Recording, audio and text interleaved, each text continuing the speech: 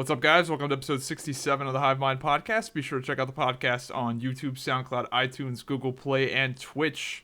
Put out a new Crowfall video yesterday, so be sure to check that out. It's the Crowfall Templar, new archetype that just got released 2 weeks ago. I was going to make a video on it last week, but the servers were pretty laggy, and I didn't really get that good of footage due to the crazy amounts of lagging and rubber banding, but they have been prioritizing that. So if anybody's been playing Crowfall and you've been a little bit frustrated with the lag in previous tests, log on and give it a shot. Again, it's definitely still a little bit laggy. It's going to be laggy for probably another few months, but it's much more playable now, and I'm looking forward to them optimizing that. It seems like they're actually at a point where they're optimizing the game some now a little bit when it comes to network performance and stuff, because they've been just trying to put out the core features because they don't know if a core feature is going to break something else. So that's kind of the route they've been going, of just saying, fuck it, it's going to lag and we'll fix it all when we get everything implemented. So now it seems like they're actually starting to clean things up a little bit. And it's this weekend it played pretty nice, especially in the small scale stuff. So be sure to check out my Templar video. The Templar is pretty awesome. It's definitely going to get nerfed, but it's a fun class. It's pretty cool. And it's a class that I think I might play. It's going to be in the playoffs. I'm really looking forward to the upcoming archetypes that Crowfall is going to release, which are Forgemaster, Frostweaver, Assassin, and Stalker. And they all look pretty awesome. So, yeah. In other news, look what I got. Somebody gave me a fucking MAGA hat. There was a guy handing these things out of a truck, just giving them out. I guess he had a whole bunch of extra ones, but now I have the MAGA hat. And, what do you know? Dude, this thing barely fits on my fucking fat head, though. Jesus Christ. Look at how big my goddamn head is. I've got a, this thing is, look at the Velcro. It's like almost all the way. Yeah, I got a big ass head, man, so we can MAGA and build walls together now. The quality of this thing is not that bad, to be honest. It's got a flag on the side of it too. So, I mean, for free. I got it for free out of the back of a truck, so I can't complain too much. But I'm sure I'll be able to have some fun with this. I've got a few ideas of some fun things I could do with this MAGA hat. But yeah, got a MAGA hat now, so I think it's fucking great. I'm thinking about I've got some ideas that I think that'll be funny long term. So look out for it. Anyway, let's get into it with the first topic here. I don't want people to assume that this podcast is just the shitting on Islam / Europe podcast, but there's a lot of it this week, and it's too much to ignore. So you might want to skip ahead, but Jesus Christ, is there some craziness going on here. So, new Gallup poll just came out showing that 100% of Muslims in Britain have zero tolerance for homosexuals. Now, they polled 500 Muslims in person, so I guess on the street or whatever. 100% of them said, yeah, we don't really like the gays. 50% of them said that they want homosexuality to be punishable by law. So capital punishment for being gay. 100% don't like it. 50% say lock them up, kill them, whatever. That's insane. And the reason why that's insane, well, it's insane for multiple reasons, because first of all, it's just fucking barbaric. But the most hilarious, sad part of it is that there's a lot of these LGBTQIA, whatever the fuck, different letters and numbers they've got associated with it now. But there's a lot of groups like that are actively campaigning, let the refugees in, pro-Muslim immigration. Like, are they fucking crazy? These people hate you. They fucking hate you. You think that Americans are intolerant? Holy shit, you don't know any intolerance at all. Go to one of these Muslim-dominated countries and see how fucking tolerant they are of your fucking lifestyle choices. See how tolerant they are of your sexual orientation. They'll fucking throw you off a building, dude. Oh, it's fucking ridiculous to me. That is fucking absurd. And these are real fucking stats. Real stats. Now, I realize that this 100% number, that's probably an anomaly. It could have been where they polled these people. It could be, they could have polled a more, I don't know, extreme part of Britain or something. But either way, even if it was 50 or even if it was 25%, that's way, way, way too much. And the thing is there's a spectrum here. So, and again, I know not every Muslim is like this, and I know there's tons of Americanized Muslims that have fully integrated into our society, and I have no problems with that. If you want to go to your mosque and drop your kids off at the rec center and live like an American, and you have integrated into society, into American society, and you're a fucking, you pay your taxes, and you don't mind women driving and shit like that, right? I have no problems with you. None. I'm not even talking about you. Rock on, brother. You pay your taxes. You're a functioning member of society. Great. I'm all for it. But that's not the case. In a lot of situations, it's just not. So not every Muslim wants to throw wants to throw gay people off buildings. That's now, I would say it's probably a minority of Muslims want to throw gays off of buildings. I think that's probably a safe bet. But the issue is that a staggering amount see gays getting thrown off of buildings and go, yeah, I mean, they are gay. I mean, I wouldn't do it, but I mean, you kind of see where they're coming from. They're gay, throw them off a building, kind of, what goes around comes around, right? Like, that's the attitude. People are going to say, oh, you're racist. Or, it's not even racist because Islam is not a race. Or, well, you're Islamophobic. No, that's just there's tons of statistics backing this up. There's a video, Ben Shapiro, who I'm a fan of. I don't agree with him on a lot of stuff, but it's called The Myth of the Tiny Radical Muslim Majority, or something. It's like The Myth of the Tiny Islamic Extremist, something like that. I'm sure you could Google that. Ben Shapiro, The Myth of the Tiny Muslim something. It'll come up. It's a YouTube video, and he breaks it down through the numbers, and it is fucking staggering. Absolutely fucking staggering. So, check that out. I had something else I was going to say about that, but I mean, this just segues into a million other topics I've got on the same thing, but anyway, I think that's all I really... We can shit on Sweden here. More refugee shit coming out of Sweden. Let's pull it up here. Where is it? There we go. So this... Now, a stabbing death, 15-year-old schoolboy stabbed by Arab immigrant in Sweden sparks outrage.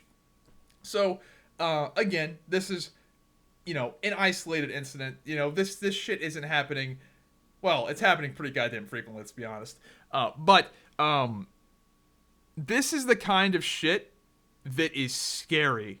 Because, not the fact that, a kid died, that's sad, whatever.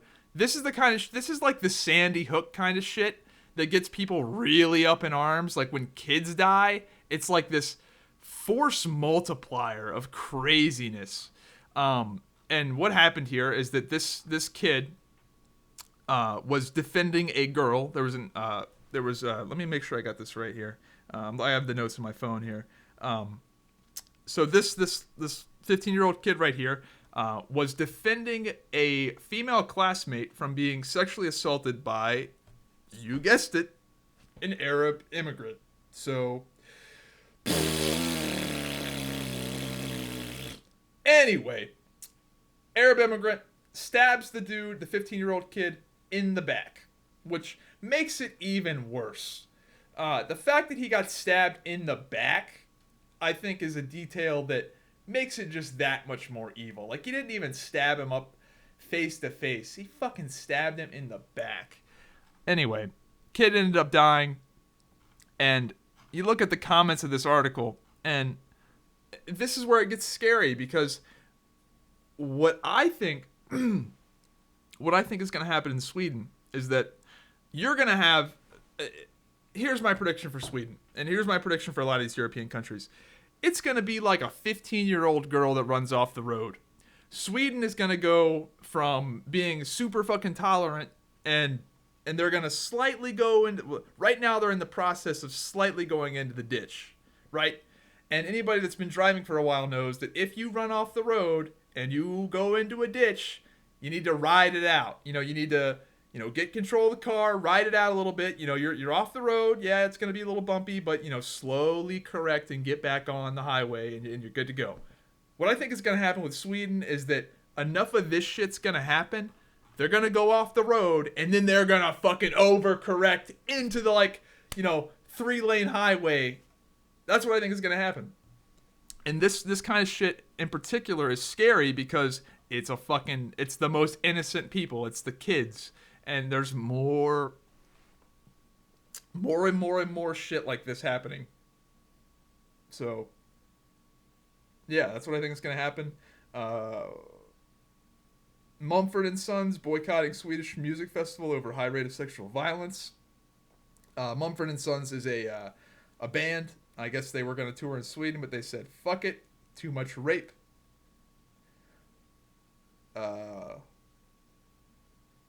Here's another fun statistic coming out of Sweden. Let me find it here. Let me pull it up.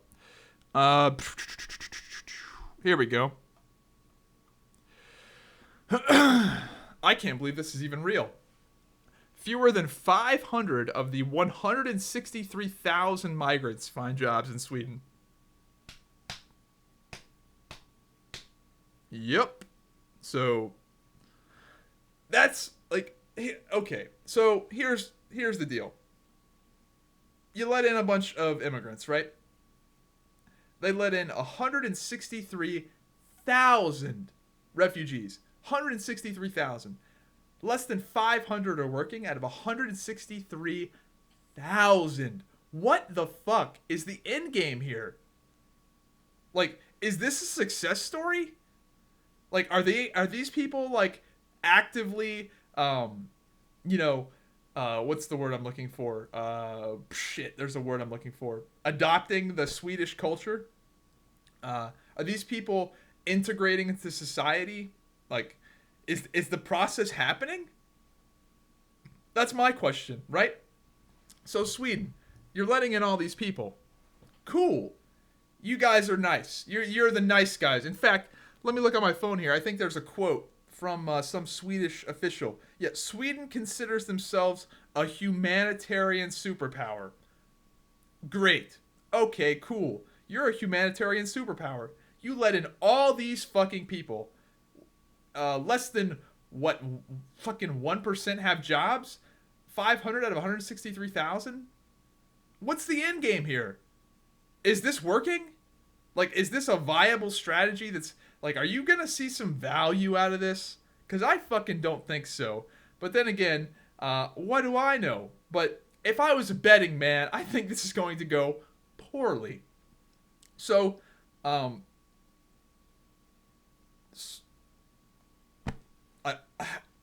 at a loss for words. I guess that's the price you pay to be a fucking, quote, humanitarian superpower. Dude, that's...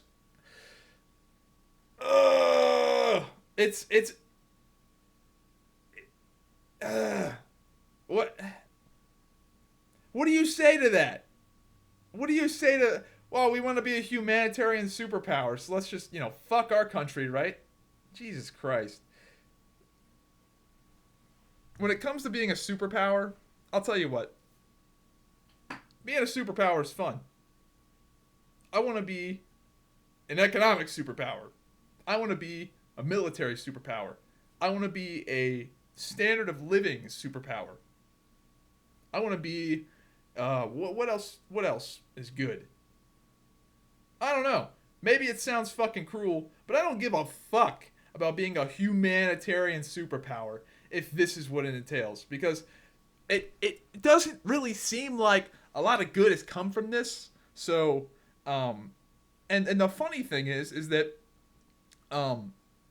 Sweden is blocking articles from Daily Mail and other sources. So this is let me find it here. I'm sure if you just Google it, I realize I didn't put my webcam to full here. Sweden blocking Daily Mail. So Sweden got caught blocking, Daily Mail articles due to, Article by the Daily Mail is being blocked in Sweden after news outlets cast doubts on the age of alleged migrant attackers currently on trial. So they're actively censoring the internet. And people obviously figured this out because they went through a VPN and, on their normal internet connection, they can't view this article or it says not available. And they do it through a VPN and boom, it fucking works. You've also got that happening with, that's been happening a lot recently.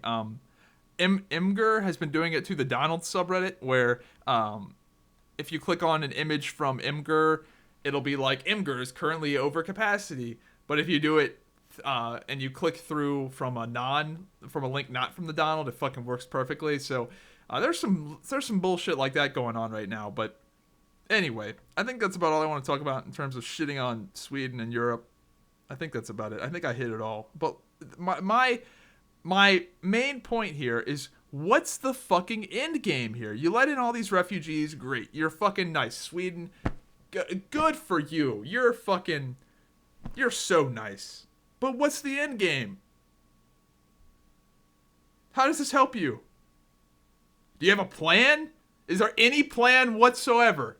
Because it doesn't fucking seem like it. All right.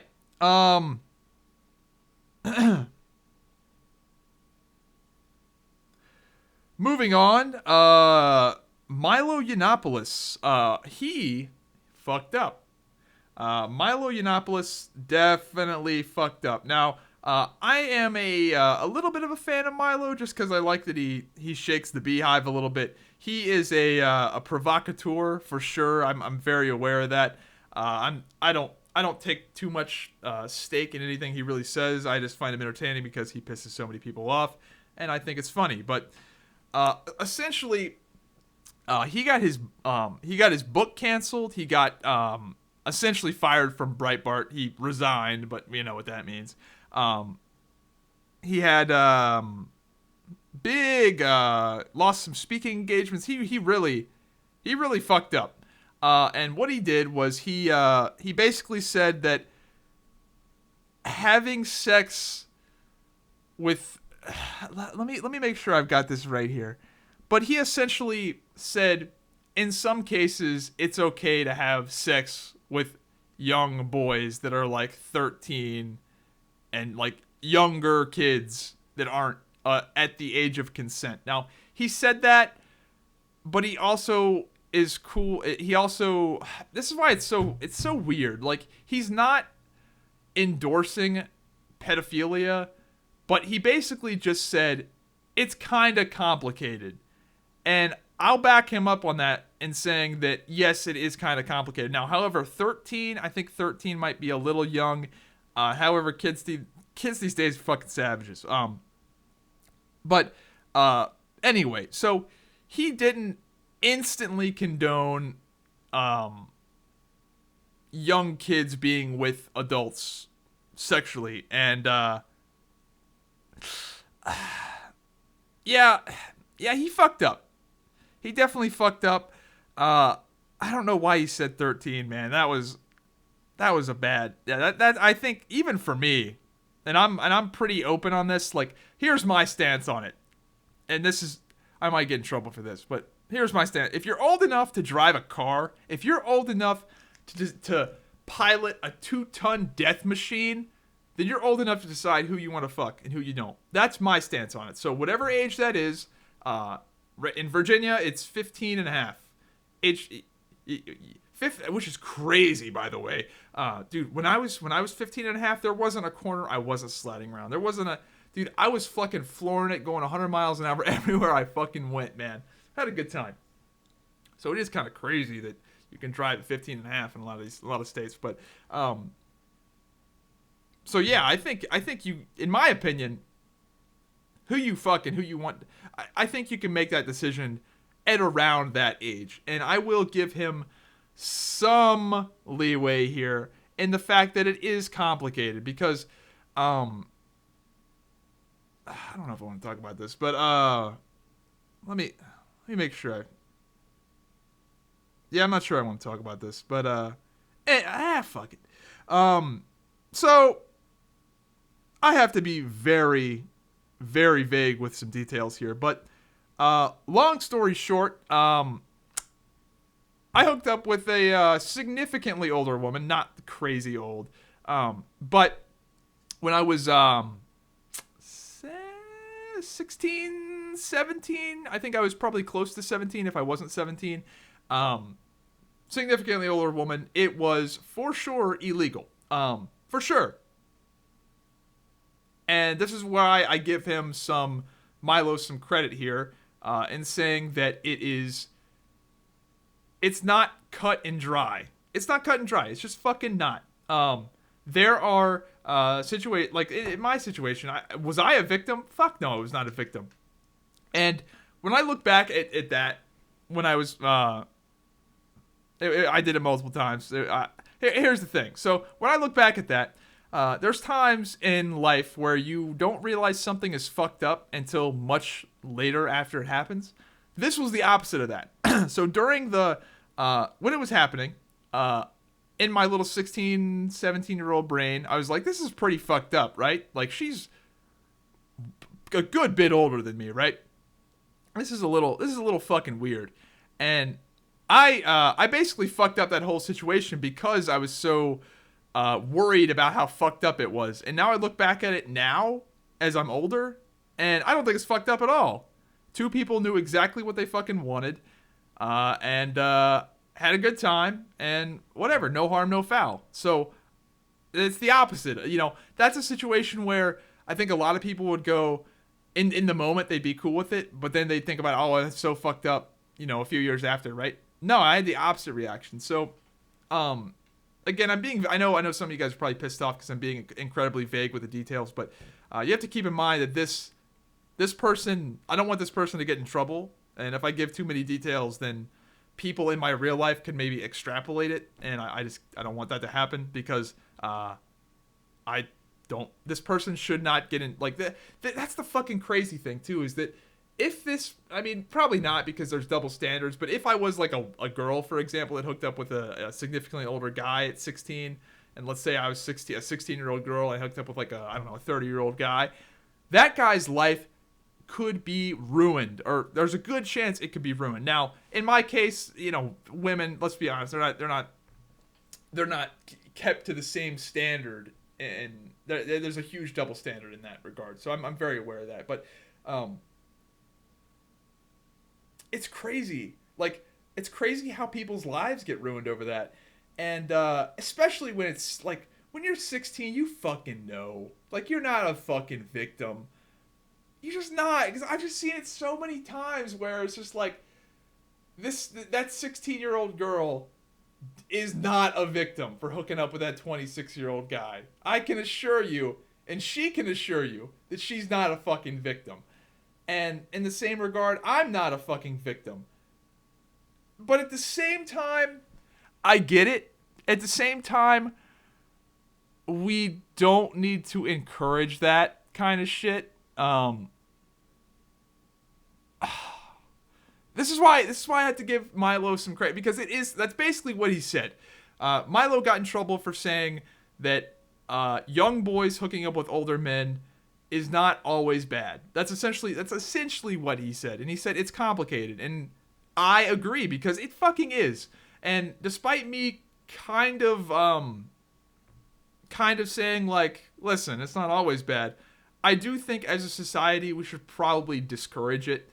I don't think we need 30-year-olds women fucking, you know, teenage boys. I get it. I realize that there's not a victim in that scenario, but I realize that we should discourage it because it is from a knowledge perspective. Like, think about how much of a dumbass you were. Like, if you're a 30-year-old guy right now, think about how much of a fucking dumbass you were at 15. Like, I was a dumbass a year ago, and a year from now, I'll think I'm a dumbass now.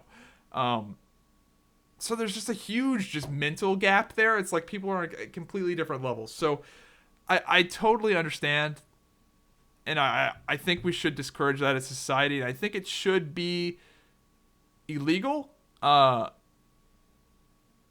If when it's this is why it's complicated. It's fucking complicated because it should be illegal, but it should not be life ruining in the case of 16-year-old guy hooks up with 26-year-old guy, or what? I guess they're gay. I was gonna say girl, but whatever. It should not be a life ruining thing, but it should be disincentive. There should be a fine. You should not have to fucking. You should be fined. That's it. Fine them, dude. You get caught with the crazy 16-year-old chick that is a savage, but and it's consensual. No, bad guy. Don't do that. Here's your fine. Don't fucking do that. Stop. But don't fucking ruin the guy's life. Don't fucking I think it's crazy. Now, obviously, when it's children, and this is the thing, right? Is that nobody wants children to get fucked by adults. But the thing is that when you're 16, there's 16-year-old girls that look like they're 28, and there's 28-year-old girls that look like they're 16. There's 16-year-old guys that look like they're fucking, been working as a fucking lumberjack for the last 10 years. Like, it's just, and again, this is why it goes back to it's fucking complicated. So, my stance on it is like, if there's not a fucking victim, like, why are we ruining people's lives over this shit? Because, I mean, in a lot of these situations, there's not. In my situation, there wasn't a fucking victim. I mean, maybe I'm a victim, and I sure as fuck don't feel like a victim, and I definitely didn't feel like a victim at the time. So, anyway, that's all I'll say about that. Milo fucked up. I don't think it'll kill him, but when you're in the public eye like that, that's one of those. It's just dicey, man, and it is complicated because, god damn, it is. That's fucking tough though. But yeah. I might get some heat for this. I might. I don't know. We'll see. I got Swifty banned, so I don't think anything will touch me after that. Got that fucking Swifty banned armor. It's like nothing will ever come close to that. There's nothing. Fucking children is not even worse than getting Swifty banned.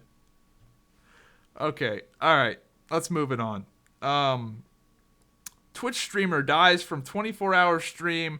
So there was a Twitch streamer that was streaming World of Tanks, and he ended up dying. Now, this is a little morbid. Let me get a swig of this dead deer water.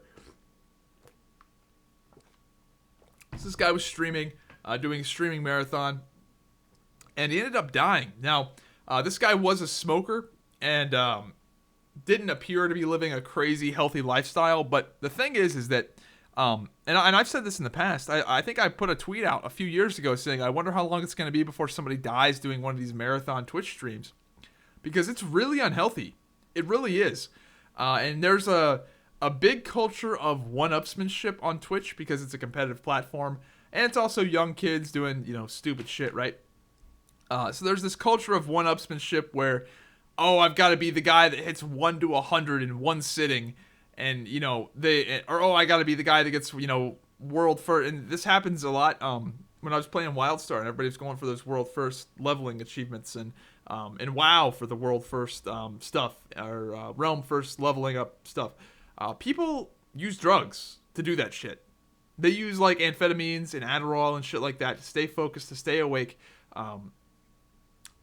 And staying awake for long periods of time is really, really bad for you, because when you go to sleep, that's kind of where your heart goes, like, it gets to chill out. Your heart rate goes way down lower. Your body can kind of relax, and your blood pressure and all that shit goes down. It's, you're resting. So when these fucking people go ham and go on these crazy benders and stay up really, stay up for really long periods of time, and then they do it also with the use of amphetamines and caffeine and all these crazy stimulants. It's crazy. And if you do that and you also have a health condition, you know, oh my God, it's just another force multiplier. So this guy was a smoker, probably was using some stimulants to help stay awake, because who doesn't? And boom, you know, straw that broke the camel's back. And if you look at his old Twitch VODs, he's got hashtag Team No Sleep, and that's just, you gotta sleep, guys. Fuck, you gotta fucking sleep, man. That's something that I have. I've always highly valued sleep. But now, especially now that I'm on this, I wouldn't say I'm on a health kick. I don't try that fucking hard, but you know, I've been hitting the gym and trying to build some muscle, and sleep is it's one of the 3 pillars, man. You got to eat good, you got to work out, and you got to sleep. And if you don't sleep, man, you're not gonna get the results, because when you go to sleep, that's when your body builds muscle. It's when you got to sleep, man. It just fuck.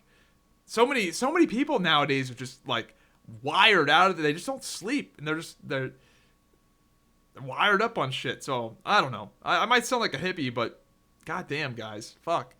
And I think I'm the reason I say this is because I know a lot of my audience are gamers, and a lot of you guys like to stay up late, play video games for long periods of time. You guys like to go for the world first, or be on that cutting edge of gaming, right? And a lot of you guys also do that and work jobs, and I've fucking been there before. I was back when I played, I think this was back in like Wrath of the Lich King, when I was really into WoW. I remember working in the summer, and I went like an entire summer getting like 3 hours of sleep on the weekdays, because I'd stay up till like 2 a.m. playing WoW, and then I'd get up at 5 a.m. and go to work. And I was addicted to Red Bull and caffeine. And the reason I know I was addicted is because if I didn't have it, I could not function. Like, I was like the second I'd wake up, I'd fucking slam one, man. That's the way you can tell that someone's like an alcoholic, right? When they drink in the morning, when they wake up and they gotta have it. And that's how I was with caffeine there for a while. So I wasn't sleeping, and then I guess I was young enough to where I didn't, you know, have any of the crazy health effects, and I guess I eventually just stopped doing it because it made me miserable. But you gotta sleep. So yeah, I and that's something I'm trying to work on as well. Like I definitely get at least 6 hours a night, but I want to get more than that, because again, it only helps, man. Especially if you're working out.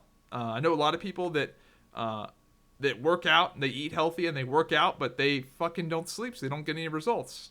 Like, oh man, I've been trying to gain weight. I've been trying to put on some muscle, and I can't fucking do it. And they're like, I'm working out hard, and I see that, and they're dieting, and their diet's on point, but they're not sleeping, so it's dumb. So get some sleep, guys. Fuck. I know I sound like your mom right now, or your dad, or your parents, or whatever, saying the same thing, but it kills you, man. It literally makes you older. Like the people that live those crazy high stress lifestyles where they don't get any sleep, those are the same motherfuckers that have gray hair in their 40s and 50s. Moving on. New Oklahoma bill requires women to get permission from father to get an abortion. That's crazy. I had something I was going to say about that. That's just insane. So, women have to get permission from the father to get an abortion. Now, how the fuck do they know? Like, there's a lot of questions about this. So, how do they know who the father is until the baby is born?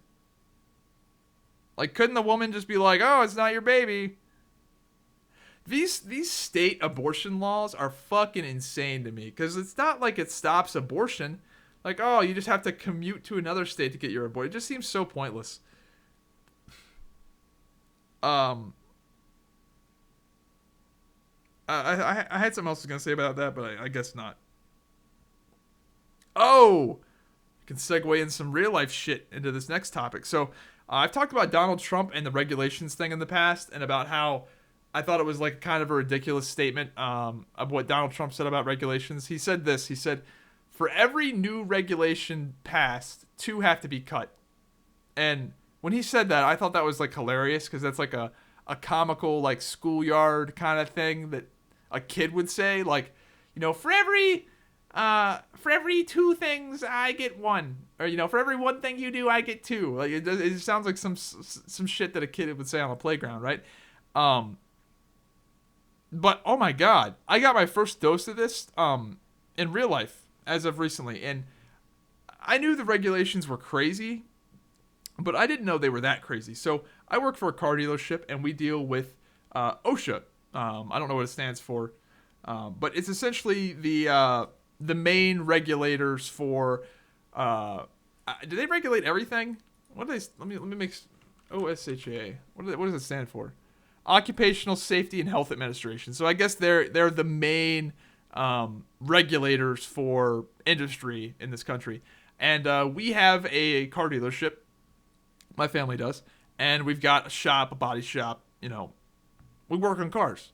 And we have to hire a guy to make sure we are within the regulations. So we have to hire a third party that walks around and essentially does what OSHA does, but gives us heads up that we are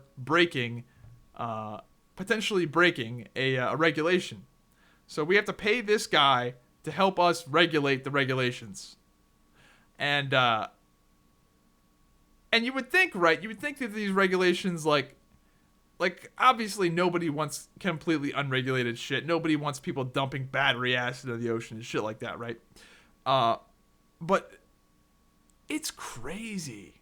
It's actually fucking insane. So, well, I'm sitting in this meeting, and he's telling us like the stuff that we're potentially in violation for. And it's crazy. Like, we got dinged on a few things. We had like a fire exit that was blocked by somebody working on like a car body part, and that's a no-no. Like, clearly stuff like that, obviously, yeah, okay, we fucked up. But most of it was just like nitpicky horse shit. Like, if you don't have a guy that specializes in knowing all these fucking regulations, you will get raped by OSHA, and they fine the fuck out of you for the dumbest shit I have ever heard. So here's one of the things that we got dinged. Now we didn't get fined because we paid the guy to come and so we can correct it before they, so we can correct the stuff in case they come and inspect. Right? I think it's randomized. But here's an example of one of the things that we got dinged for. We have a ladder, one of the ladders that the mechanics use, and the ladder ended up being in violation of OSHA. Now, you might be thinking, okay, what's wrong with the ladder? Is the ladder faulty? No, the ladder is perfectly fine. Is the ladder the correct ladder? Nope, it's the correct industry standard ladder. It's a fucking nice ladder. Fucking expensive ladder. It's the exact ladder that they want you to have. And, what's the deal? The sticker on the side of the ladder indicating that the ladder was the ladder that it was supposed to be. So the sticker that says, hey, this ladder is, I don't know, the right OSHA ladder that they want, was slightly worn down. It wasn't even, it's not that it didn't have the sticker. It's that the sticker was worn down in such a way that the label was obscured slightly. And that's something you can get fined like $1,500 for. That's crazy. And this whole meeting was just full of nitpicky bullshit. Like, literally things like, oh, the label on this brake fluid is corroded. You guys have to get that fixed, or else you'll be in violation and you can be fined. And I'm sitting in this meeting for like an hour, and 90% of this shit is just horse shit.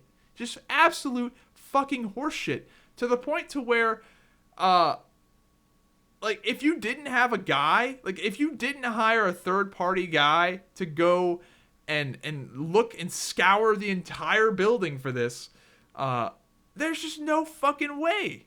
Like, they would rape you with fines.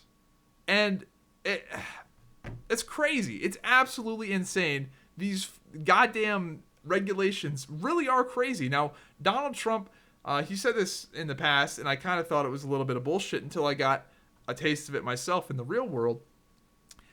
He said in the past that a lot of the reason that these companies are leaving the United States isn't even because of the taxes. It's because of the regulations. And he said that a lot of these companies would rather see the regulations cut than get a tax decrease.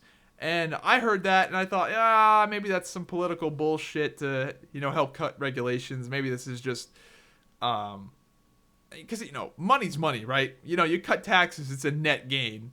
Like, guaranteed, you're going to make more money. If you cut regulations, you'll pick up some efficiency and maybe save some money, but it's not a guaranteed thing like cutting taxes, right? But Jesus Christ, dude. Staying within these regulations is impossible. Honestly, like we have a guy that specializes in it, and I'm sure if we had some OSHA regulator that was like hell-bent on finding something in violation despite our best efforts, and we fucking try our asses off, just like, oh man, it would be like throwing a 20-pound bag of sand in this room. Taking a big bag of sand and fucking slinging it around the room, and then trying to pick up every single little fucking grain of sand. Like, yeah, I'll try my hardest and I'll get 99.9999%, but if you sit there with a goddamn magnifying glass, I'm sure you'll find a grain of sand. And that's just the way it seems. Like, it's just crazy, man. The fines are ridiculous. So, I don't know. I guess that was just a rant. I don't know how that fucking applies to any of you guys, but it's true, man. The regulations are fucking crazy. And I didn't realize they were that crazy until I saw them firsthand. All right. Let's move it on. We got some fun news to talk about now. We talked about all the fucking gay bullshit. Now we get to talk about the fun stuff. AMD Ryzen. If you're not up to snuff on the tech news, AMD is fucking back, apparently. Now, let's not get too hyped up about this because all of the benchmarks have been internal AMD benchmarks, but AMD seems to not be fucking around anymore. They have their new Ryzen processors, and they undercut Intel by $600. So these new AMD processors are better than Intel's considerably, and they are considerably less expensive. And AMD's got their new Vega GPUs coming out, I believe, sometime in May. So AMD is back, I hope. We got the GTX 1080 Ti coming out here in a few days. I'm pumped. So the reason I'm pumped for this is because I am getting ready to build a new rig. So I have been waiting for a while, and I'm going to keep waiting until the AMD Vega comes out and kind of see where that benchmarks. I'm not in a huge rush to get a new rig because I don't really need one. I'm not playing a ton of video games. Crowfall is still pretty far out. But Crowfall is supposed to start ramping up here, and I want to have a good rig and be able to play in 1440p and record in 1440p to be able to make some cool Crowfall videos for you guys. But so I'm excited. I'm in that PC part picking kind of mood, and I feel a little guilty about it. So I don't know if anybody else has this feeling where like I've known that I needed to get a new rig for a while, so I've been saving up for it, and I still feel guilty. Like, I know it's time. Like, I've had this rig for 3 years, and I'm the type of guy that likes to upgrade everything. I like to get I like to get brand new everything, and in this case, I do need to get brand new everything because I'm going to be taking this entire rig right here and taking it to work with me. So I have a computer that can actually render shit relatively quickly. It's also nice to have like a decent performing computer. But anyway, what I've got here is I've got a 780. So this thing is about 3 years old. Everything in here is about 3 years old, and it's still fine, right? For most stuff, but I want to be on that cutting edge again. And for Crowfall, I think it'll be cool to be able to make some, crank the settings up and have good performance at 1440p and make some good videos. And I'm hoping that, it's going to be nice to play video games again, man. It's kind of a treat to myself because I have been I've been very good about saving my money and investing in shit for the past over a year. So, but I feel so fucking guilty because I know it's going to cost a few $1,000. Like, I know I'm going to spend a few $1,000. and I feel guilty about it. But at the same time, it's fucking time. Like I can't ride out the 780 forever, man. The thing is getting old, and in order for me to continue to make videos, and I also do have some supplemental YouTube income here.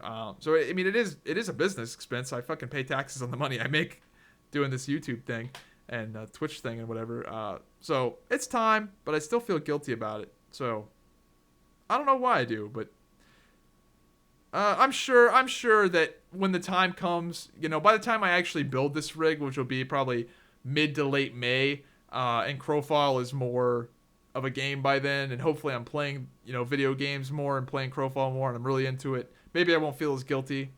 But right now I still feel fucking guilty. But we've got some awesome shit coming out. I'm excited that this is coming out right as I'm getting ready to build my shit. Like, it's kind of perfect timing. The i7-7700K came out somewhat recently, but it seems like AMD kind of just cucked NVIDIA, or cucked Intel real hard, man. Those Ryzen processors absolutely fucking destroyed everything Intel's got. Now, those have been internal benchmarks that AMD has done, and apparently AMD in the past has, I wouldn't say faked the benchmarks, but apparently they have done them in such a way to where they would have an advantage that isn't really there in real world testing. So, yeah. And one of the things that there is an issue with the new AMD processors, the new Vega, or the new Ryzen processors, is that the clock speed is a little bit low. The i7-7700K has a 4.4 clock speed, like base. It's pretty fucking high. And the Ryzen has, I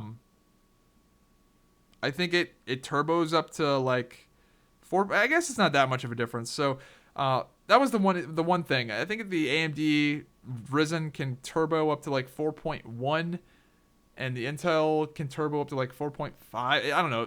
That fucking 7700K can get up there. But yeah, the core speed on the Intel is faster. And the thing about games is that typically the higher core speed is better than having multiple cores. Like having 4 really fast cores in the past has been better than having 8 slower cores. But it seems like these 8 cores aren't that much slower, and that the games are starting to optimize for multi-threading and shit like that a lot better now. So I think I'll probably end up going with the Ryzen processor. Unless something happens where these things come out and they just suck shit for whatever reason. And the Vega, I'm excited for that. I'll be happy if I can go AMD on my next system and save some fucking money. I'll be happy with that, because I do want to support AMD, because we need some goddamn competition, man. Because Intel and NVIDIA have been just ruling the roost and not innovating at all, especially with Intel. Fucking A, dude. I've got a fucking Devil's Canyon processor, and it's not that much worse than the shit that's out right now. It's not really that much worse. And that's a 3-year-old processor, whatever the Devil's Canyon is. I think it's a 4790K. I don't know. It's the one that's nicknamed Devil's Canyon. It's not that much fucking worse than what's out there right now, and it's 3 years old. So, goddamn Intel. What the fuck, you bastards? And I realized, why would Intel spend tons and tons of money innovating when they don't have to? I get it, but still. Assholes. Anyway. I'm excited for that. What do you guys... I'll definitely be asking a lot more questions to you guys as the podcasts get closer to that May date, and as the AMD Vega and the Ryzen stuff kind of come out, because I'm sure I'll be asking you guys some questions. But... This segues into my next topic perfectly. There was a Russian man convicted of murdering his friend. And you want to know why he murdered his friend? Check this shit out. Russian man sentenced for killing friend in AMD versus NVIDIA GPU dispute. This is fucking real. Dude killed another guy over a graphics card argument. Russian men got into an argument over the superior GPU, AMD or NVIDIA. The fight ended when Alexander Trofimov murdered his former friend, Evgeny Lilin. Oh my god, these names. in a disagreement over who made the better GPU. I say former friend because it's never made much sense for... What the fuck is this article? So the way he killed him is he hit him in the head twice and then stabbed him to death and kept stabbing him 11 times before burning his body in an attempt to hide the evidence. And the guy that killed him was an NVIDIA fan. So the murderer, he's pro. He's on Team Green. And the guy that got killed is on Team Red. Well, I love how this article goes into like actually debating which one is actually better. They're like, yeah, he killed him. And then they go, AMD's GPU coolers have noticeably improved over the years, but NVIDIA is generally considered to have the upper hand. So they're kind of like justifying. They're like, yeah, you know, he did murder that guy, but in his defense, NVIDIA does seem to have the upper hand. Next up, we've got PewDiePie. PewDiePie has been rocking and rolling as of recently. He put out a new video where he is killing Nazis in, I think it's Sniper Elite is the game. I've never played it before, but he is pretty funny video. And again, I'm not a huge PewDiePie fan, but he's fucking taking this. He's making the most of this situation. I like it. But in this video, he is shooting Nazis in the dick in order to erase them from the timeline. And he goes to the video, he's shooting Nazis in the dick, making all these jokes and whatever, right? And at the end of the video, he erases himself from the timeline because he's a Nazi. And I guess he shoots enough Nazis in the dick to where it erases himself from the timeline. And he fades away and the video ends. And it's fucking hilarious. Because he's like, oh, the Wall Street Journal, they were right. They were right. And he fucking fades away. It's fucking brilliant, dude. I PewDiePie is batting 1,000 right now. So go check that video out. Next up, you got some sports talk. Transgender boy wins girls wrestling title.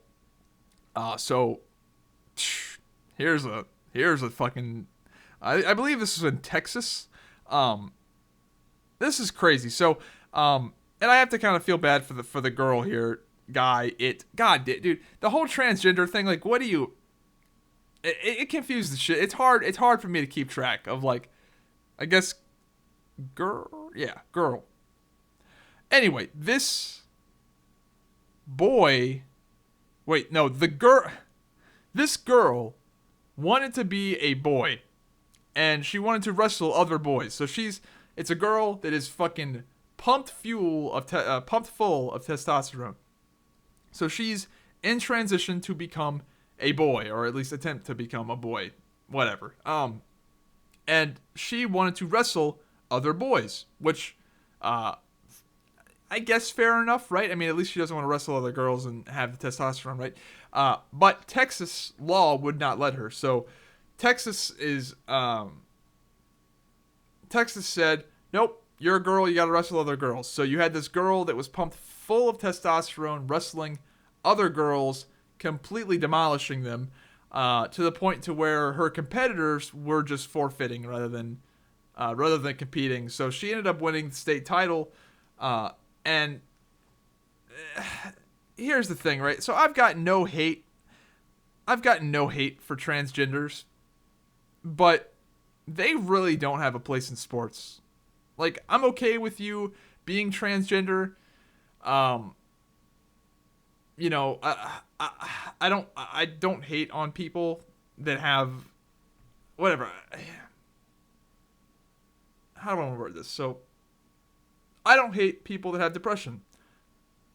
I don't hate people that are schizophrenic. I don't hate people that have ADHD. I don't hate transgenders. That's my line of thinking. So, here's the deal, though. You can't have transgenders in sports unless there's some sort of transgender league where it's girls that want to become guys and they compete against other girls that want to become guys. You're just never going to have the fairness there. It just doesn't exist, because even if this girl did compete against guys, it's still not fair, because she could be taking crazy amounts of testosterone. And the thing with the thing with testosterone in particular is that it's incredibly effective. Anybody that's been around bodybuilding, weightlifting, sports in general knows that these fucking steroids, particularly testosterone, are fucking incredibly effective. To the point to where a lot of people don't know how much taking exogenous testosterone really does increase your testosterone by. So, and you got to think about this from this perspective. So, think about how much stronger men are than women. A good bit stronger. That's because they have more testosterone, right? Right. I mean, that's there's more to it than that, but that's a good reason why. That's a pretty good reason why. And I don't know how much more testosterone men have than women, but let's Google it. We've got the fucking how much more testosterone does a man have? I should have looked this up before the podcast. Why is there not like an easy answer for this? Like, why is there not like a on average?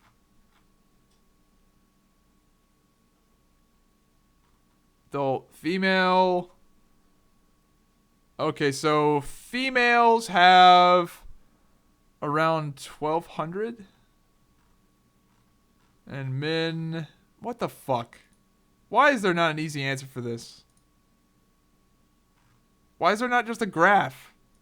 What the fuck? Like, I realize it's different for everybody, but anyway, where I'm going with this is that when you take exogenous testosterone, it increases your testosterone a lot, and it changes a lot to the point to where these like bodybuilders and shit that take testosterone, they have like 4 times the amount of testosterone in their bodies that a normal guy would have. So I'm assuming that, you know, when you're transitioning to become a man, you gotta fucking up the dose, and you're never gonna have a fair playing field, and especially in the case of a girl transitioning to a boy, it's way less ridiculous. That's the most fair it's ever gonna get. You go the other way around, a guy transitioning into a girl, oh my god, you have got a fucking recipe for disaster. And this fucking idiot tweeted this shit out. Chris Mosier, I found this tweet from an article that I was reading about the subject. He tweeted, high school athletic association policies for trans athletes should allow participation by gender identity, not by birth certificate. And I responded, can't wait for some 6'9" dude to identify as a woman and start dunking on bitches and going hard in the paint. That's the thing, dude. It's all fun and games until fucking Tyrone, who wants a fucking college, an easy college scholarship, goes, you know what? I'll be a woman to go to college for free, and starts fucking becomes the most dominant physical force in women's basketball history. That could happen. According to what this guy is saying, that trans athletes should allow for gender based on your identity, not by your birth. It's just fucking stupid. Could you imagine some guy like Shaquille O'Neal in the WNBA? Oh, I identify as a woman. Call me Shaquanda O'Neal. I want to see it. I want to see it happen. Fuck it. Shaquanda O'Neal, the most dominant physical force the WNBA has ever seen. He scores 150 points a game every game, and no one can stop him. He averages 50 rebounds a game, and he's breaking backboards every fucking game. Jesus Christ. There's just no place for it in sports. There is no place for it. It's too... You can't take a guy and make him a girl. You can't take a girl and make him a guy. It's not a thing you can do. I don't know why these fucking people attempt it. You can get kinda close-ish, but especially when it comes to a guy becoming a girl, man, that's a real fucking no-go. It's a real fucking no-go. Moving on to an unrelated topic. I watched this documentary called Fit to Fat and Back Again. And I thought it was fascinating. So this documentary is on YouTube. You can YouTube search it, Fit to Fat and Back Again. And what this guy does is that he's a personal trainer, and he is trying to identify with the struggles of his overweight clients. And he's been fit his entire life. So what he does is he decides to get fat as fuck. As fat as he can get in 6 months. And I think he gains like 90 pounds. Like, he goes fucking crazy hard in 6 months. And then he diets it all off in 6 months. And it was pretty fascinating. I thought it was a really good documentary. And my question is, so you can look at a picture. Let me pull up a picture of this guy. Is this it? Okay, so here's the guy after he gained the weight. And my question is, so I've recently lost a lot of weight. This is comical. Like, all this fat went to his stomach. And my question is, does that, like, my question for my, like, asking from my perspective is, if he loses, like when you gain weight rapidly, does it go to a different spot than if he gained it more slowly? Like, would that fat have been more spread out if he, gained all that weight over 2 years instead of 6 months? And also, from my point of view, if I lose 10 pounds and then I gain it back, will it go back to the same place? I've wondered that, because right now I'm in like the final part of my cut, and all the fucking body fat I've got left is coming off my stomach. So my question is, if I gain a little bit of it back when I up the calories some, right? Because I'm going to try to put on some muscle, and once I finish cutting, I'm not going to bulk, but I will want to be in a caloric surplus slightly. But will the fat come back to my stomach again? Because that's the last place I lost it? Like, does it work like that? I have no fucking idea. So that's my question to any of you fitness people. Like, does the fat go back to the same spot? Or does it spread out more? Anyway, I hope that question made sense. But yeah, check out that documentary. I thought it was pretty good. And it's on YouTube for free. Dude, I got a lot of politics this week, man. I really do. Trump blocks CNN and New York Times from Sean Spicer briefing. Okay, so this is not good. I don't think I'm for this, but at the same time, like, I'm not, like, completely against it at the same time, because I think it's kind of fucking hilarious. So Donald Trump said, basically, fuck you CNN, fuck you New York Times, I'm not going to give you access to the White House. And people are saying that this is an attack on the First Amendment, and it's a freedom of speech issue. That I disagree with, because freedom of speech does not mean you get access to the White House. Freedom of speech, like a freedom of speech issue would be Trump saying, hey, you can't print that. Hey, you can't say that. That's a freedom of speech issue. Not giving somebody access to the White House that they've typically had in the past. I can see why people think that, but that's not really what it is. But at the same time, he is sort of like bullying mainstream. Like, he's bullying them, which is fucked up.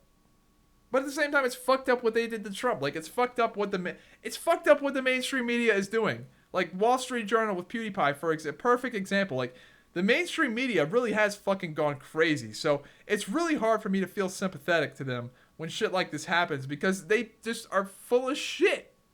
Like, so much of the time. But I also see the side of where, look, you can't fucking just go around incentivizing people that agree with you. Like, like it's also fucked up for the president to give special treatment to outlets that he finds agreeable to his policies. So ultimately, not a fan of this news. A lot of people probably think I'm like a Trump fanboy that loves Trump. I'm more like what Trump has done more than the individual. And I like that Trump is just this Category 5 hurricane that has slammed into the political establishment of the United States. Now, when that happens, you've got a lot of chaos, a lot of damage, and some people probably fucking die because of it. But goddamn, does change happen? So I like Trump for that reason, that he is just this fucking F5 tornado destroying Washington and destroying a lot of the shit that needs to be destroyed. But this, not a fan. Not a huge fan, but I'm also not. I'm not that fucking sympathetic to those faggots anyway. Now, speaking of Trump, it seems like everybody's kind of getting their own little version of Trump. Marine Le Pen, who is running for office in France, is apparently surging in the polls and doing very well, and she is a kind of a Trump character in the fact that it's like nationalist, populist kind of vibe from her. You've got Kevin O'Leary in Canada. That's apparently a thing. I don't know how popular he is. And then somebody's tweeting me that a guy named Geert Wilders in the Netherlands is apparently doing well. And then you've got Angela Merkel in Germany, who is not very fucking popular anymore. So it's going to be really interesting to see the global political shift. And it's undeniable that it's happening. Like, the Trump Brexit shit has really started this wave of, like, people kind of going the other way from the typical left-leaning social justice feelings-based politics. So it'll be interesting to see how things happen. I think the whole thing really did kick off with Brexit. When Brexit happened, I think that really kind of was like the initial spark of this political shift. And then Trump was the 18-wheeler full of oil that got dumped onto that spark. And now it's going to be interesting to see where the fucking fire goes. Because I think it's going to happen, dude. I think we're in for a big political shift across the civilized world. Anyway, the civilized countries. I had something else I was going to say about that, but I think it's going to happen. Especially with all the refugee bullshit going on in Europe. I think people are gonna in a lot of. So here's the thing, and I hit on this previously, but part of me is happy to see this political shift because it more lines up with my ideas, and I realize it's a little selfish, I guess, that I'm kind of happy that the world is burning a little bit because it's forcing people to shift their perspective to a way that I find more agreeable in some ways, not all. But it's also very, very fucking scary because, again, as I make the teenage driver reference about overcorrecting and, not riding out in the ditch and, as soon as you go in the ditch, you fucking swerve the other way. This is how crazy people get elected. Like, in the past, I don't want to bring up Hitler because it's so fucking annoying whenever everyone brings up Hitler, but when like crazy radical leaders get elected and when radical thinking and radical things start happening, it's always because of it's a reaction to something. It's typically an overreaction to something. So while I do find this fascinating, I do also find it a little bit scary because a complete overreaction could also be bad. And I'm a little weary of that. Anyway, let's move it on. ResistCapitalism was trending on Twitter yesterday. This shit irritated the fuck out of me. Let's look it up on Twitter real quick. Hashtag resist capitalism. Absolutely one of the dumbest hashtags I've ever seen.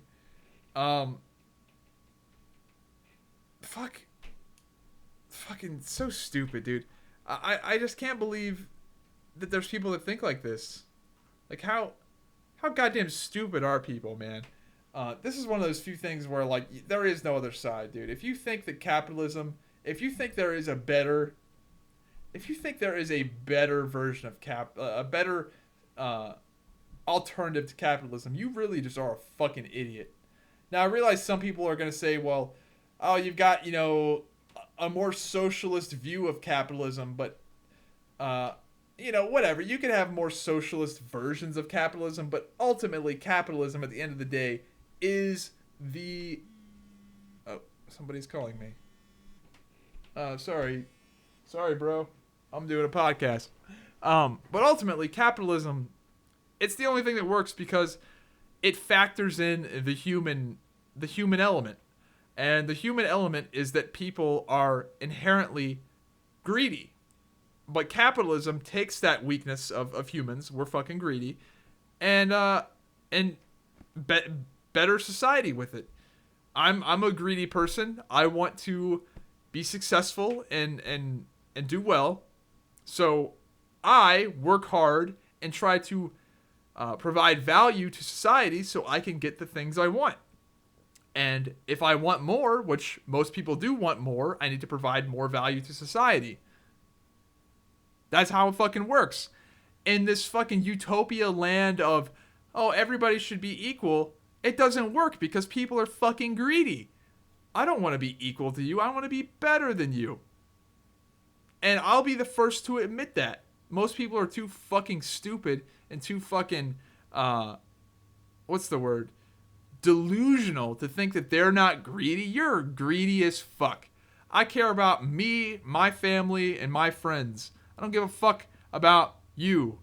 I just don't. I'm gonna put myself in a position to where I can help, my friends, my family, myself do as well as I possibly can. And through the magic that is fucking capitalism, I have to provide to society in order to pull that off. Now, capitalism has some downsides, I guess, because and the people that are against capitalism, here's the thing. Most of the people that are tweeting about hashtag resist capitalism, they're fucking losers. The reason you don't like capitalism is because you don't fucking provide any value to society. You're fucking worthless. Fucking worthless. Oh, so stupid. So fucking... It just triggers the fuck out of me. Now, here's the thing. Capitalism does have some downsides, right? And capitalism does need to be kept in check a little bit. I think that a lot of government regulations are terrible, but full-blown capitalism with no sort of checks and balances is bad. We can't have kids working in coal mines. We can't have ridiculously unsafe working conditions. There needs to be some regulation here. Some. But ultimately, capitalism, despite some of its flaws, is the best way. Capitalism is responsible for everything awesome. You like Netflix? Netflix is... You know why Netflix exists? Because of capitalism. You know why Amazon Prime exists? Because of capitalism. You know why that life-saving medication exists? You know why they were able to develop that life-saving medication that costs $1 billion+ to develop? Because investors saw a profit potential in that. That life-saving heart valve that you got, the research and development was funded by investors that wanted to see profit from that. Capitalism, they provided value to society, and they made money off of it. Like, you got that fucking heart valve that saved fucking life. They made money off of it. It's fucking brilliant. It's almost like it's a win-win situation unless you're a fucking loser that provides no value to society at all. Jesus Christ, dude. Makes me so fucking mad. If you just want to get really angry at some shit, go look at the hashtag resist. Oh, whoops. Fuck. Gotta take off my headset for a second. Get my phone. Go look at the hashtag ResistCapitalism tweet, man. If you just want to read some dumb fucking shit. Poverty is violence. Homelessness is violence.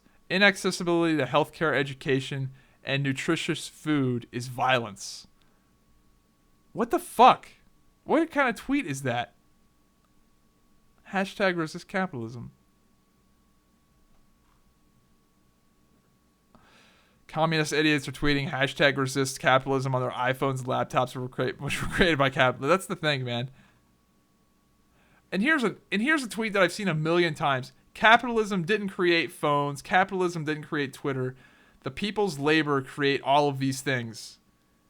The people's labor, yes, the labor that is driven by capitalism, you dumb motherfucker. This got 601 retweets and 900... My God. Those people wouldn't have done that shit for free. I can assure you that fucking, these people that dedicate their lives in order to develop and engineer and invent these fucking amazing things would not do it if there was no incentive for it. You dumb motherfuckers.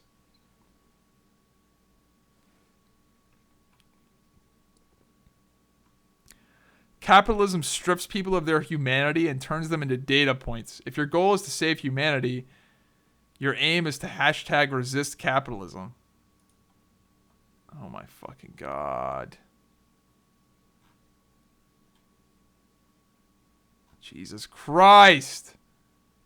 People are so fucking stupid. Alright, let's move it on. Got a new Overwatch season starting this week. I want to try and stream some Overwatch coming up next week. I was going to stream it today, but it's getting kind of late.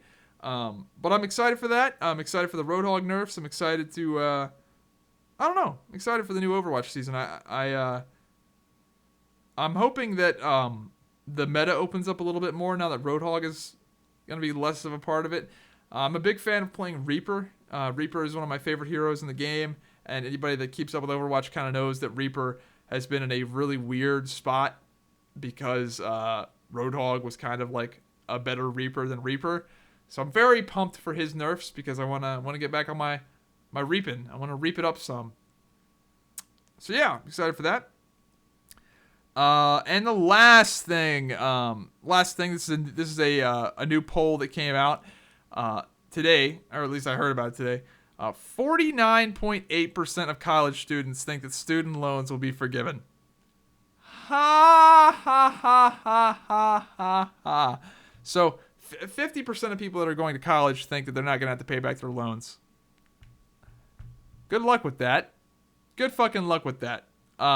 Anybody that doesn't know, college student loans are the only loan that I'm aware of that does not get purged by bankruptcy. So let's say you get a loan on your house, and your house, you can't pay for your house. You lose your job, whatever happens, you can't pay for it. That you can default on that loan and go bankrupt, and there's some penalties, and you basically have like no credit for like 7 years. But essentially, you can get away from that with enough time. Student loans, you can't do that. With student loans, you either pay them back or you die. Those are the only two options. There is no forgiveness. There is no bankruptcy for it. There are some ways that you can like work it down some. Like apparently if you do like a public service job and there's like some minimum payment stuff apparently. But for the most part, you pay them off or you die. And the reason this is why this is, a lot of people think that's really unfair. Like, oh, it's so unfair that you can't declare bankruptcy on student loans. If you could declare bankruptcy on student loans, no one would ever pay them back.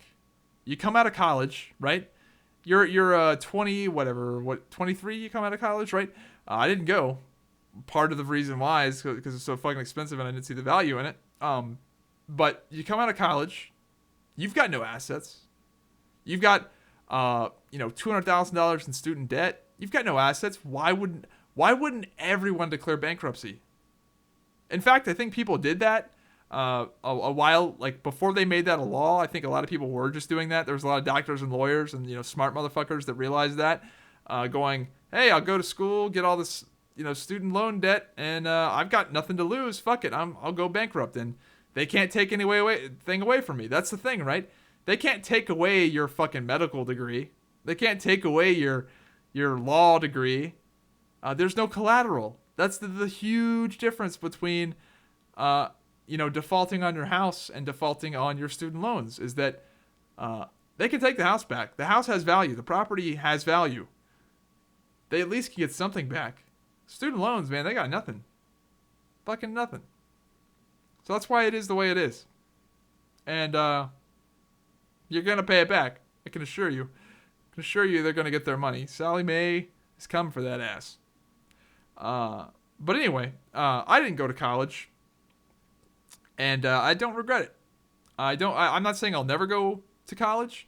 I might go back for something, but I just didn't see the value in it. I was at a point in my life where I had a job out of high school that was fucking awesome, this whole YouTube streaming gig. I did that for 5 years, and it was cool. And it's given me a lot of knowledge, and it's cool to have that experience that this YouTube gig has given me.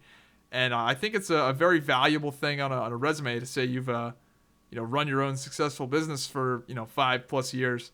I know if I was an employer, I would be I have something that stands out. A lot of people, they have the degree, they have the piece of paper, but they have no fucking job interview skills. They have no real world shit. You're just a fucking number. You're just a data point in a hashtag fuck capitalism, right? You're just you're just another guy with a piece of paper. You don't have anything that sets you apart from the crowd. And say, I've run my own successful business and did it, supporting myself for 5+ years, and I have a knack for fucking internet marketing by default. I don't know. It sets me apart. So maybe one day I'll go and get one of those fancy pieces of paper. If I do, I'm sure it'll be something in something trade related, something blue collar probably, because I think if I was to go into something blue collar, I'd have a pretty good advantage because I'm relatively well spoken. And let's be honest, a lot of the people that do go into blue collar stuff aren't. It's not that they're not smart. It's that they're not. I don't know. Super well. I don't know. I feel like a guy like me, I'd fit in pretty well, and I think that being in a blue collar job, I could find a good path to success. So if I was to go back to college, I would do something along that line. Because blue collar jobs, that's where the fucking money's at. But it's also where the stability is at. It's, you're always gonna need a guy to fix your fucking air conditioner, man. And when the air conditioner goes out, you're fucked. Nobody doesn't like not having air conditioning, and you can't fucking export that job. You can't fucking can't lose that one overseas.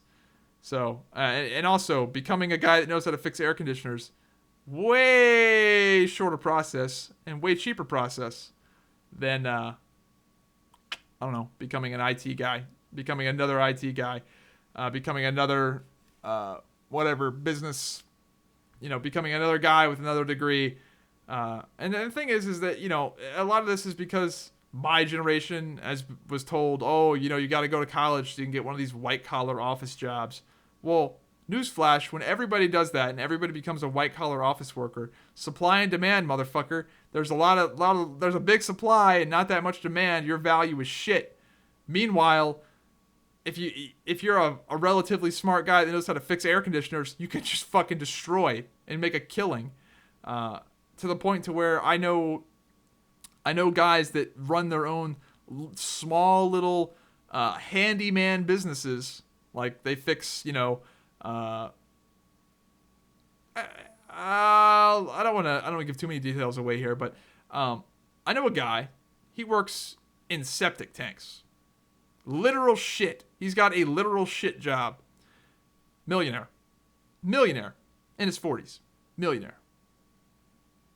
Has a shit job. Literally. Millionaire. So, it is what it is. Know a lot of fucking dudes that went to school for 1,000,000 years and they're smart as fuck on paper. They're not killing it in real life. Anyway, that's all I got for the topics this week. Let's get into the comments. I haven't watched one of your videos over a year. Noticed this fit on Reddit. You lost a load of weight. Well done. Thank you very much. Dude, get the camera and go out of the house. Start doing some shit and take the viewers along. I doubt that's gonna happen, guys. I just don't have that much time anymore. Monday through Thursday, I have no life. Monday through Thursday, I work. I wake up, I go to work, I work out, I come home, I eat, I sleep. Monday through Thursday, that's what I do because I work about 50 hours a week in 4 days. And I'm not hating on that. I prefer that, and I like what I do, so it's not like I'm fucking killing myself or anything. But I just don't have time to like, and I don't have a fucking interesting life right now. Like, I'm not doing like crazy shit, but maybe I will do some vlogs or something. What's my opinion on Elysium Crestfall drama in the realm of WoW private servers? My opinion on that is that's why I never got involved in private servers. There's always some drama going on with private servers. That's just why I never got into them. And with Elysium and all those servers and people releasing emails and there's always some bullshit with that.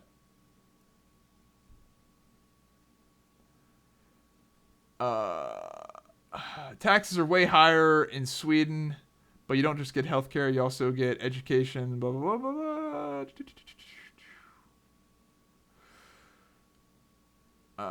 I'm sorry, I'm kind of reading this. Taxes in Sweden go up to 70% if you're rich. I think this is better for society overall, but I prefer the American way because it's bullshit for me to pay 10 times more than others for the same healthcare. Then if you get free healthcare, you also have absurdly long wait times. I had a nose problem and the doctor sent me to a nose specialist, but I need to wait 4 months to get an appointment. There you go.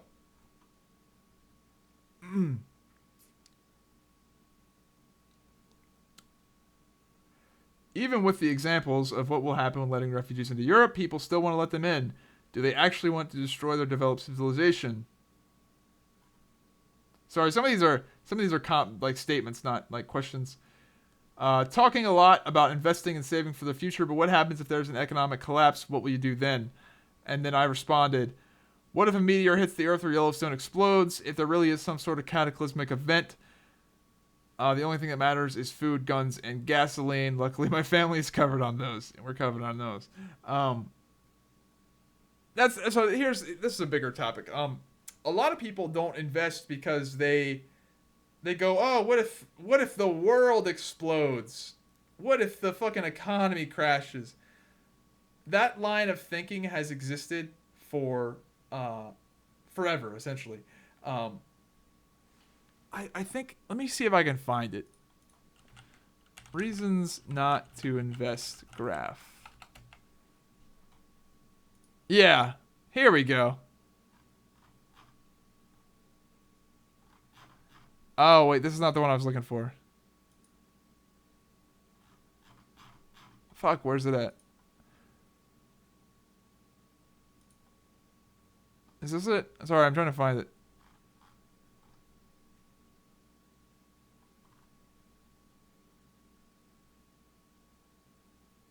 Yeah, here we go. So here's a list. There's always been a reason not to invest in the stock market. 1934, it goes from 1934 all the way up to 2014, and has all of this shit. The Berlin stockade, Russia explodes an atomic bomb, wars, Suez Crisis. Like, there's a million things, like a million terrible things that happen here on this list from 1934 to 2014. And then, one good reason why you should. $10,000 invested in the S&P index in January of 1934 would be worth $38,400,000 in December of 2013. Look, there's always some shit going down.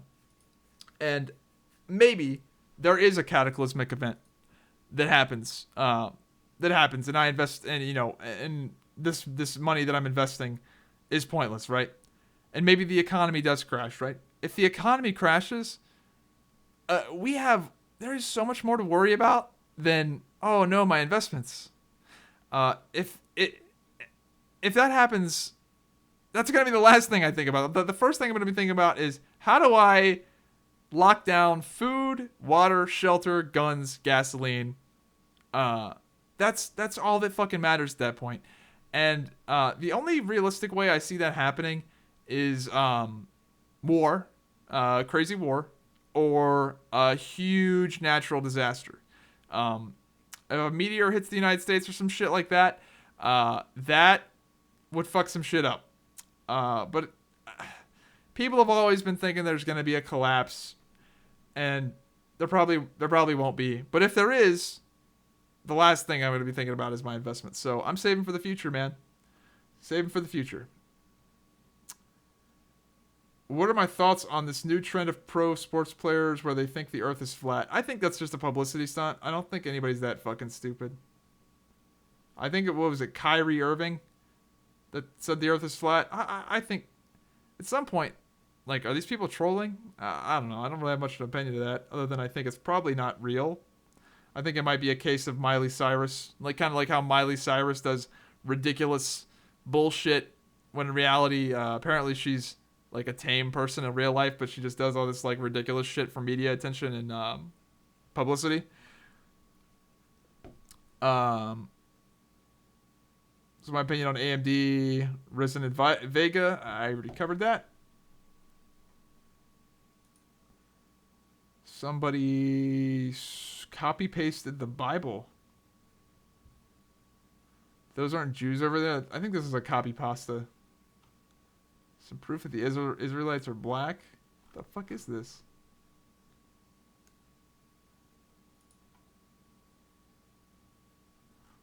Anyway,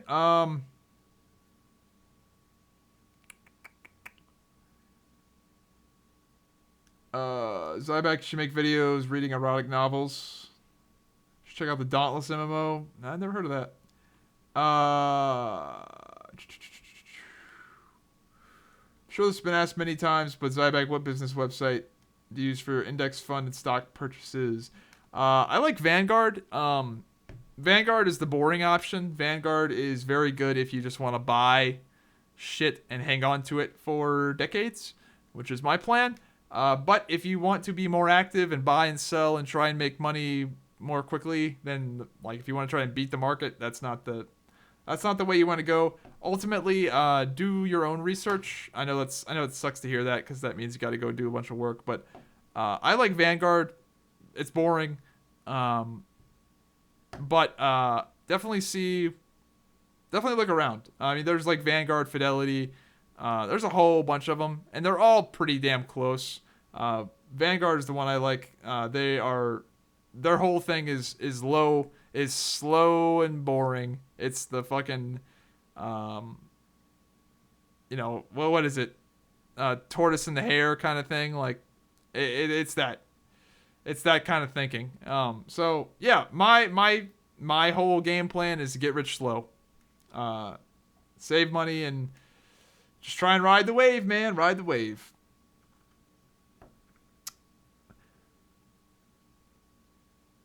Have I ever thought about being a radio host? No. Radio's dead. There's no point. This is the new radio. Podcasting is the new talk radio. Zyback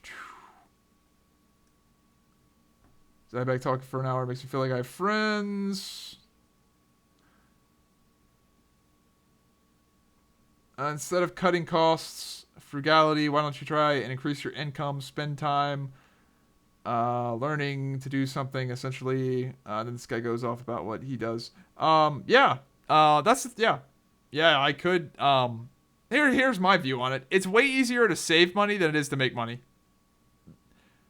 Usually, for most people, it's easier to save money than it is to make money. It's way easier to look at what you're spending and go, all right, that's bullshit. I don't fucking need that. Did I really need that, giant inflatable shark that flies around the room via remote control? Did I need that? For most people, it's significantly easier to spend less money than it is to make more money. But yeah, no, I work 50 plus hours a week at my normal job, and then I also have this YouTube side gig, and I've got, the streaming and a few other things I do on the side. You got the Crowfall thing, the Crowfall affiliate link. Be sure to sign up with Crowfall using the link in the description down below. You get 5% off and get the beta for free. Cha-ching. And then occasionally people donate. And I appreciate all the people that donate and actually support my channel directly. I appreciate that because, yeah, man, it's nice to be able to have money to, buy that piece of hardware I need to make videos. And with AMD Ryzen and the Vega coming out, your donations are appreciated. And I can promise you they will go towards creating content. I can assure you. So thanks to all the people that do support me directly. I appreciate the fuck out of it, even if it's just $1 or $2. But yeah, no, it's easier to save money than it is to make money for most people. And that's, yeah, it's just the way it is for most people. That's why I have preached frugality. Wouldn't say you're a pro gamer, more pro content creator. And then I responded, yeah, I responded basically saying I was pretty fucking good in my day. And this guy responded, yeah, but you're getting paid for the content, which he was correct. So yeah, I guess he won. This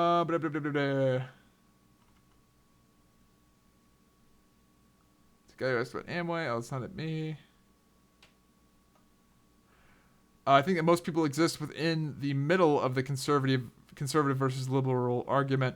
They just vote for whatever is the least insane. All speculation and assumption. I don't know shit. I don't think that's true in this election, dude.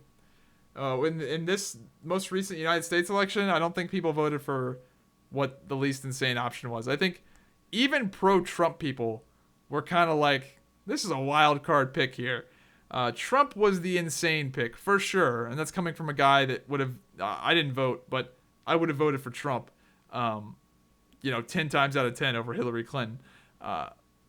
But Trump was the crazy pick, and I think Trump being the insane pick is why he won. So many people just said, fuck it. Let the host of The Apprentice. Let the host of Celebrity Apprentice run the damn country. Fuck it. We don't want Hillary Clinton and more of the same fucking bullshit. And... let's be honest, it hasn't been the same bullshit. Donald Trump has delivered on his campaign promises. He's doing what he said he was going to do. And for better or for worse, it's fucking different. It's fucking different. So people got what they wanted, and yeah. People voted for the wild card, and I like it.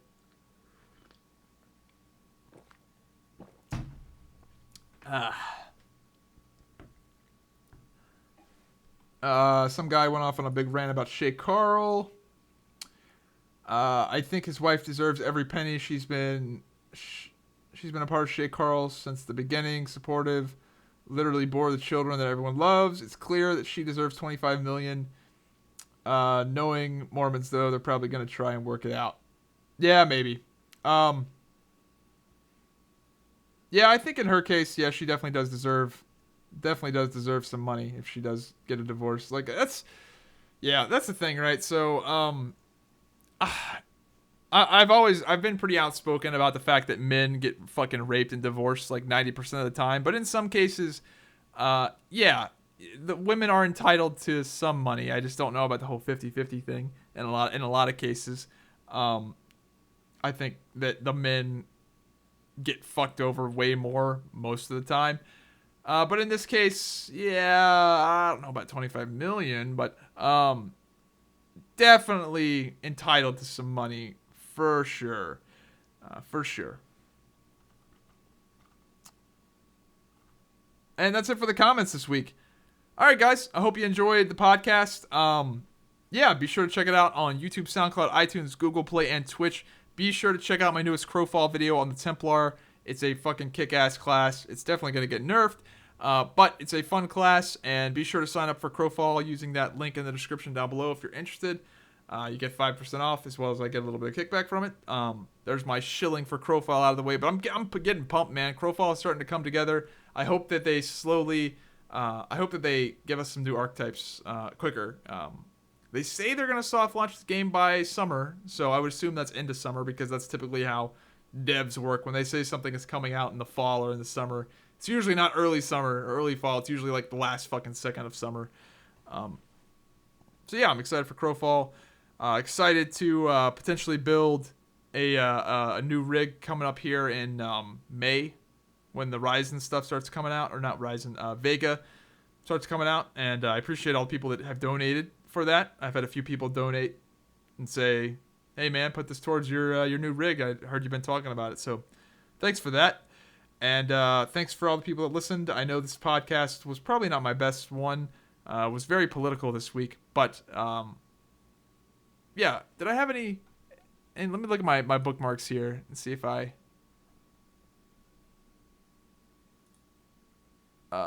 had one thing we can end the podcast on. Here we go. We'll end the podcast with this. I'm gay. I'm a lesbian. I am actually pansexual. I am transgender. I'm gonna bomb the shit out of them. It's true.